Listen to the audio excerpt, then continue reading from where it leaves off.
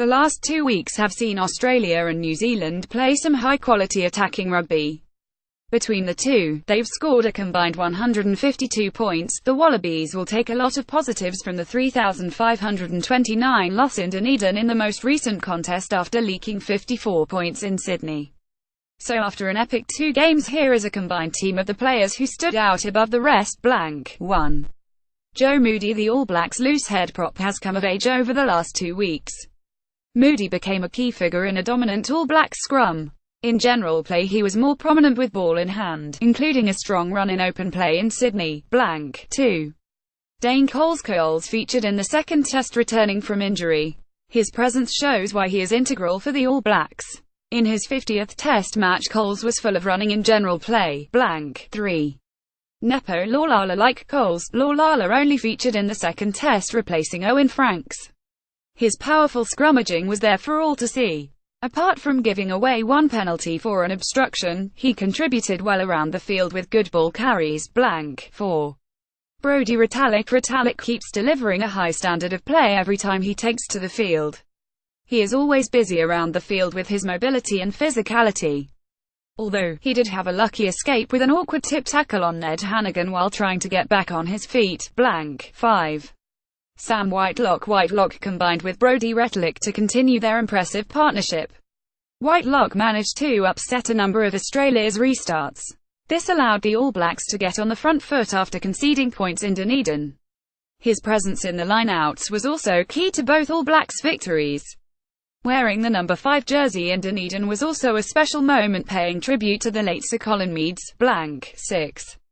Liam Squire. A surprise selection ahead of Jerome Kaino was justified with an outstanding performance, which included scoring the first try in Sydney. He was strong with his ball running, showing great speed in both tests. His work on defence was also strong, making a number of physical tackles. The energy he brings to the All Blacks is infectious. 7. Michael Hooper. The only Australian forward in this combined 15, Hooper is picked after a much improved effort in the second test. He showed good awareness to peel off a maul to score and was heavily involved in open play when the Wallabies were hot on attack in Dunedin. 8. Kieran Reid. The All Blacks captain had a strong game in the first test, especially with his defence. In the second test, Red made 2 vital plays that led to Beauden Barrett's winning try. He won the kickoff, then followed this by running a nice line in the lead up to the match winner. 9. Will Genia. The Australian scrum half had his best game in a long time in the second test. He made a break that led to Bernard Foley's try and scored one of his own. Genia was full of running around the scrum base and ruck fringes. 10.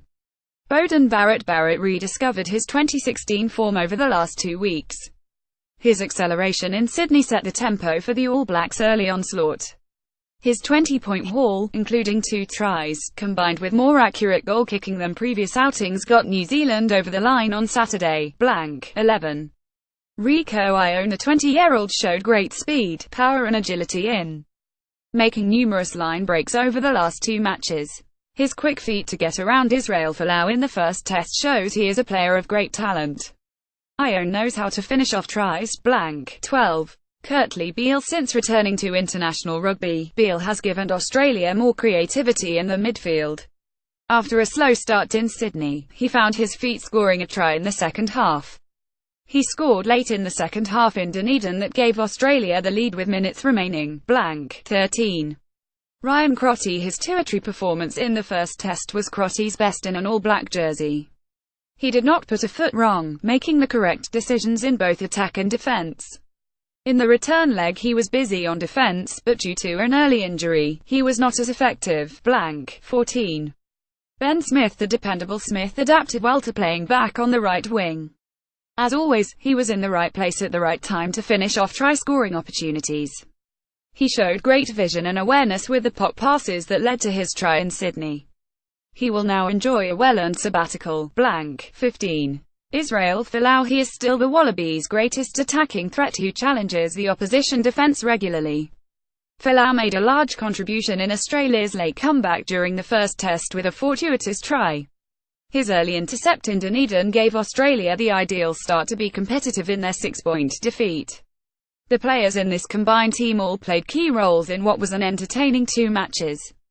The Trans-Tasman rivalry will resume in October with hopefully the same attacking intent we saw in Sydney and Dunedin. Carlin Crossan, Pundit Arena.